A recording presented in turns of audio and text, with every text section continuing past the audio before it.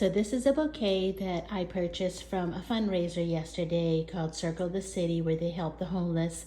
They provide a place for them to stay and medical care while they recover from surgeries or illnesses. Anyway, so I was at their tea party yesterday. It's like a big fundraiser that they do. And this was sitting in the middle of the table. So, I mean, they offer it for you to purchase them. I think it was like 40 bucks. And I'm like, hey, you can't get flowers like this for 40 bucks. Anyway, so I purchased it and I thought, you know what? I'm going to dry them and I'm going to create some crosses to use for the silent auction for next year. But these flowers are just absolutely gorgeous. Of course, this bouquet is, some of it is wilting a bit, but that's okay. We can deal with that.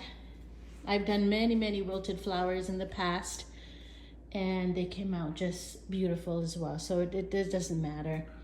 So I'm gonna show you how to dry your flowers. Okay, let's say this is your bouquet. This would make a beautiful bridal bouquet anyways, but I'm gonna show you how to dry your flowers, okay? Okay, so here we are. I always disassemble my bouquet by the sink. That way it'll be next to the trash, especially when we do it, put them in silica. It's by the sink, you can just go down the drain. So what you want to do, normally your bouquet will have like a ribbon and some pins in it. So just save whatever you want. You can save the bow, you can save the pins. Normally they have like pearl heads on them. That makes a beautiful addition to your preserved pieces. So anyways, this one here, there is some like tape to keep them in place so you can't just pull it out. So what I'm gonna do is I am going to just snip off the heads. So for instance, this right here, this is beautiful. I'm gonna leave a little bit of a stem on it, okay? That way you have the choice of just laying them down with the little stem, or after it's dried, you can just, if you wanna stand them up, if there's enough room in your mold, you can just stand them up. I think with this, since it is pretty much open, I'm just going to remove the stem. So, and I'll just place them on a paper towel. Okay, since I'm putting these in crosses, I am going to actually whittle this down so that when it goes in the cross, there's not too much depth to it. So I'm going to have a little baggie ready here for my trash. I'm going to remove some of these outer petals just to bring this down just a little bit. Maybe I'm doing a little too much there. Since my phone, while I'm recording this, is right in front of my face, I have a hard time seeing what is actually going on over there. But you get the gist. You want to bring them down to where they'll fit inside the mold, because they're going to be laying down like this. The mold that I have, that I intend to put this in, is going to be about 2 inches thick.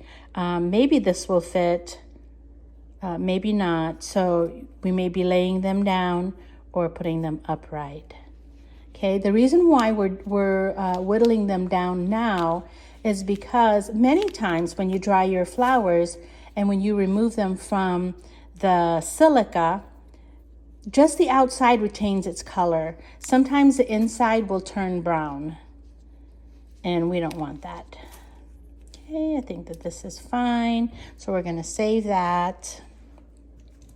Okay, this is a beautiful ranunculus. This one we're going to be putting them down face up, so we're going to cut it right at the base. So beautiful. Okay, for these, I'm gonna leave a little bit of stem. These, we are going to dry them whole, these right here. So I'm going to just cut it right at the base. Okay, this one, we're gonna whittle this down. So however way you want it in the mold or your design, what you intend to put in, that's how you're gonna cut your flowers. All right. So I'm gonna process the rest of these and we will go to the next step. All right, so this is a Snapdragon.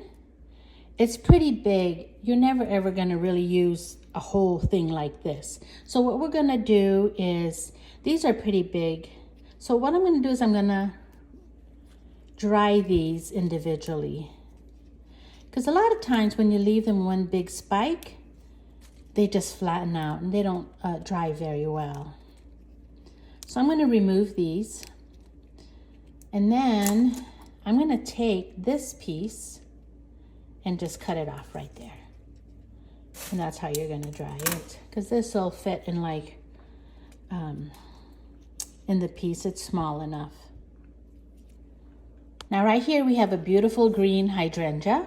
You're not gonna be putting your piece and just, you know, this whole piece in your project or my project for you.